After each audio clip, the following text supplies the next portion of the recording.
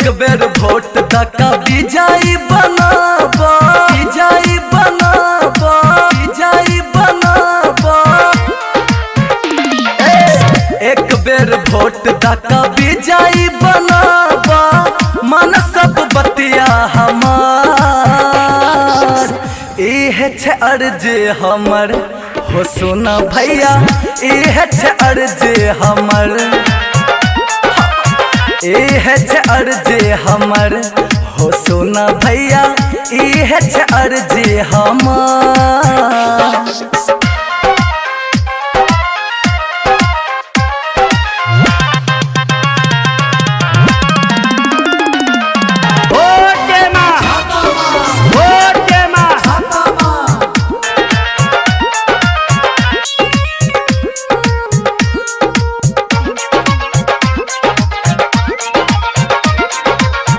कर सपोर्ट इरशाद अंसारी के, मोहर लगाबा छत्ता छाप के संहारे के।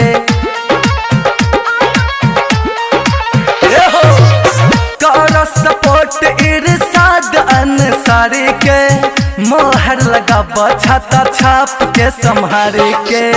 नेता छे सीधा साधा, नेक छै इरादा, छै एगो सच्चा ईमानदार।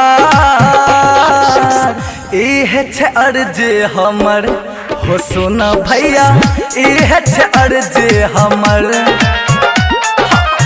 इहे छे अर्जी हमर हो सुना भैया, इहे छे अर्जी हमर।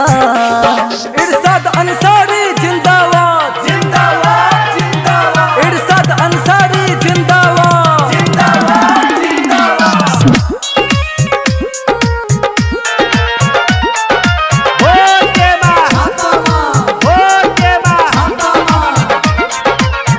एक बेर करू सब मन में विचार जी, प्यार आशीर्वाद चाहे और दुलार जी।